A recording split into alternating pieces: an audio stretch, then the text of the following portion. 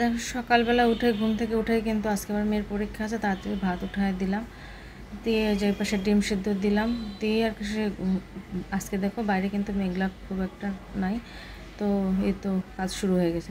তো নমস্কার বন্ধুরা, স্মৃতি ব্লকে সকলকে স্বাগতম। তোমরা সবাই কেমন আছো?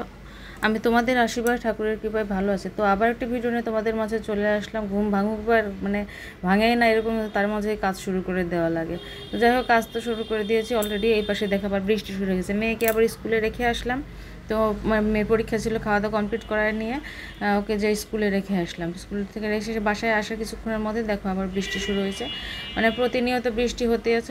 তো তারপরে কিছু কাপড় চোপড় ছিল, কাজ টাজ ছিল। তো তারপরে করে নিলাম আর কি স্নান টান করে নিয়ে তারপরে পূজা করব। পূজা করে নিয়ে তারপরে কাজ তো দেখো শাশুড়ি পাশে শুয়ে রয়েছে। আর শুরু স্নান হয়ে গিয়েছে, সবাই স্নান কমপ্লিট করা হয়ে গেছে। আর আজকে দুপুরে রান্নাবাড়ি বলতে তেমন কিছু নাই, তরকারি ছিল সেগুলোই খাওয়া দাওয়া হবে। আর দেখো তোমাদের দাদা মাছ নিয়ে এসছে, সেই মাছটা আবার কাটবো। তো এটা কিন্তু বিকেলের দিকে। আর তারই মাঝে দুপুরে খাওয়া দাওয়া ওগুলোই হয়েছে যা ছিল। তো তারপরে দেখো যে সন্ধ্যাবাতি মেয়ে সন্ধ্যাবাতি দিয়ে নিল। তারপরে আর ক্ষুধা লাগছে, আর আমি এই পাশে দেখো একটু সেমাই করতেছি।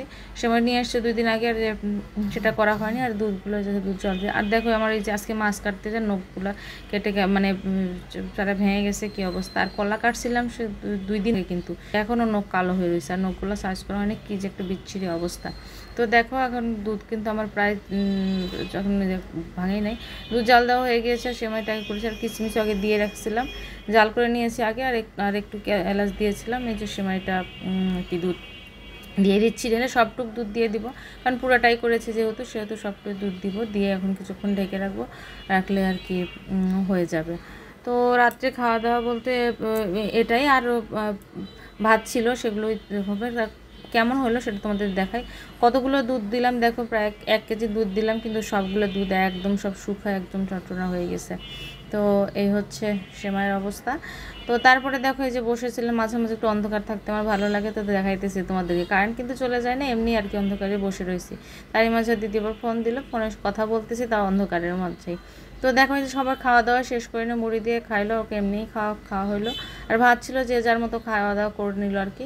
তো আমরা যা ছিল সেটা উপর উঠায় রেখে দিব, এখন ফ্রিজে রেখে দিব। তো তার কারণে উঠিয়ে নিচ্ছি এখান থেকে।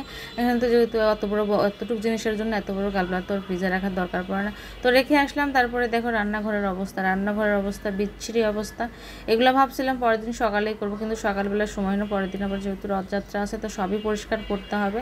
তার কারণে পরিষ্কার করে নিলাম। একটা রাইস কুকার থেকে শুরু করে সব থালা বাসন মাজলাম, একদম সব কমপ্লিট করে। এগুলো জল ভরতে পারে, এগুলো আর মাজতে পারি না, কারণ ওইগুলো রাত্রেবেলা আর মাজতে ইচ্ছা করতেছিল না।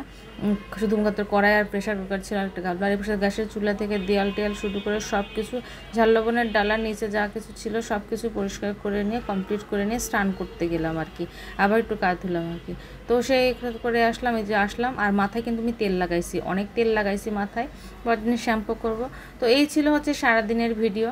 সবাই সুস্থ থেকো, ভালো থেকো। ভিডিওটা লাইক কমেন্ট শেয়ার করে অবশ্যই সাবস্ক্রাইব করতে ভুলো না। যদি কোনো ভুল ত্রুটি হয়ে থাকে সেটাও আমার সুন্দর দেখবে। তো আবার একটু ভিডিও নিয়ে তোমাদের মাঝে চলে আসবো। সবাই পর্যন্ত সবাই সুস্থ থেকো, ভালো থেকো, টাটা।